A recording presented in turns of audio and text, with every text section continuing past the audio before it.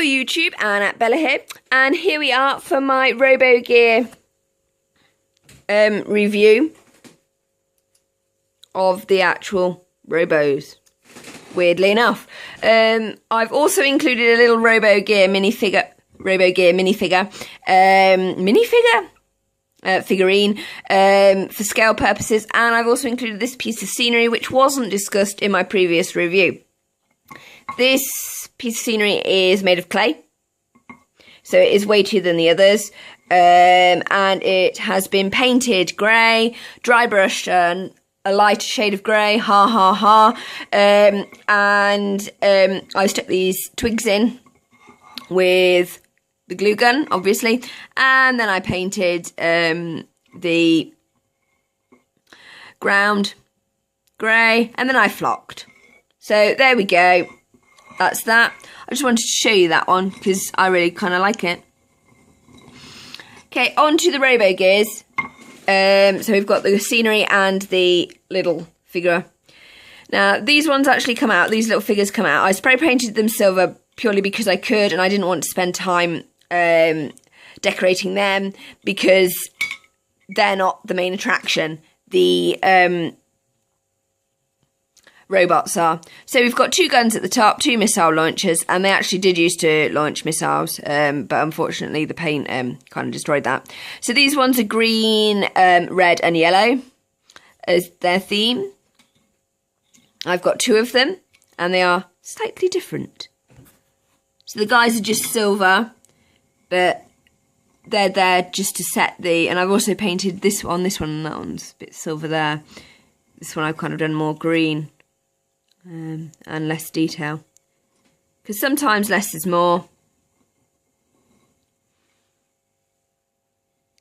So there you go, because it can be very difficult to know when to stop when painting.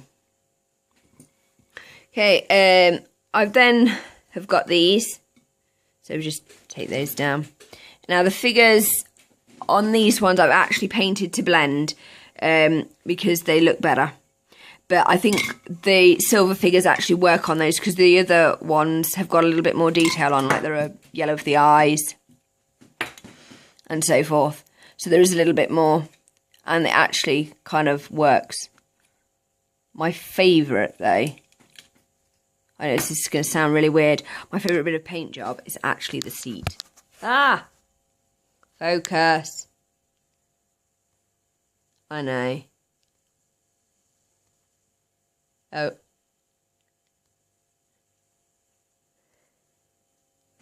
It's actually this seat. Look at that. It looks worn and used and battered. And that's how they should look, because these are machines and they're used for war. And war is not pretty in real life, so why should it be pretty in figurine form? And he won't fit back in now just to spite me. Oh, he will do. There we go. Right, so these are these dudes. I've got a pretty similar paint job, though I have given them different front pieces. So they're kind of more greeny brown. And I've painted the guys to fit and glued those ones on because I could, and I thought it would look good. And it does. So yeah, that's that one. Give front view. And I give you a front view of this one. Yeah. And then I've got these. Now this is quite a funny story actually, to how I did these. I made the people, well, the two blokes, and unfortunately they are now locked in because of the paint job and because of how these are put together. So they're kind of trapped. So they never, ever, ever, ever, ever will be painted, which is fine. With me? Oh, that is just an irritating crack at the front. Let's look at this one. There we go. So it spins. Look at that. What a pair of rust buckets they are. They kind of these remind me of like a walking fly. It's got two missile launchers. Most of everything's got two missile launchers. Two missile launchers there. Two missile launchers there, and a sniper on the top. And it's the same with this one. Sniper on the top.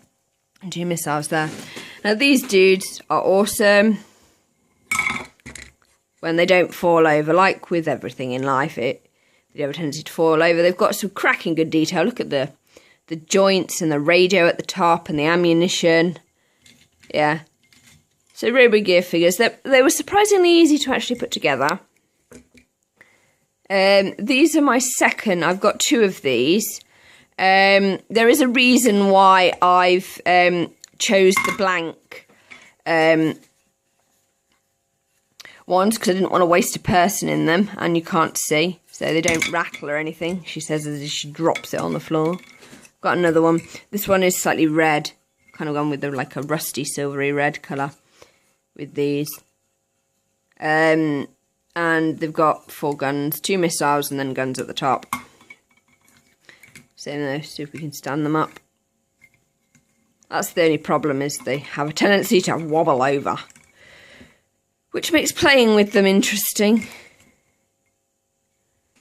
So, yeah. One's sort of like a rusty red, and then one's kind of like a silvery, greeny red. So there you are. And that's basically them.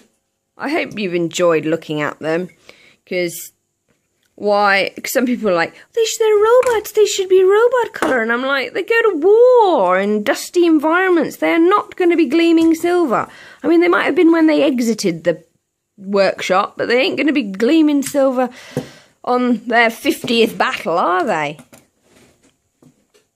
Because, I mean, if they are, somebody's got to question what their operator's been doing with them, because it's not what they're supposed to. So this is the end of that review. I'll just line them all up, lie them down so you can see them all. Like that. So you've got the 2 like smaller ones. And then the other 2 smaller ones. And you've got these. And you've got those 2. So yeah, I was really pleased with how these paint jobs turned out. Scenery and the little dude for scale. So if you like, put that one, stand. Stand. Stand. Oh, it's not going to. Annoying. So, yeah. So there's that one. And then there's the bigger one. See, they just fall over, which is really irritating. The fly ones are a little bit more stable. So there's that one. And we want a little one. Let's just move this one back a bit. Put that one in there. There you go, and you can see them all to scale there. That's it. If it will stand up, stand. There we go. So, hope you've enjoyed this Robogear vehicle review. They all have different names, but I forgot what they are. It's been quite a while since I've actually looked at them. You could probably Google them, I guess, but hey, I'm lazy. Hope you've just enjoyed looking at them. Look at the detail. Oh, this is before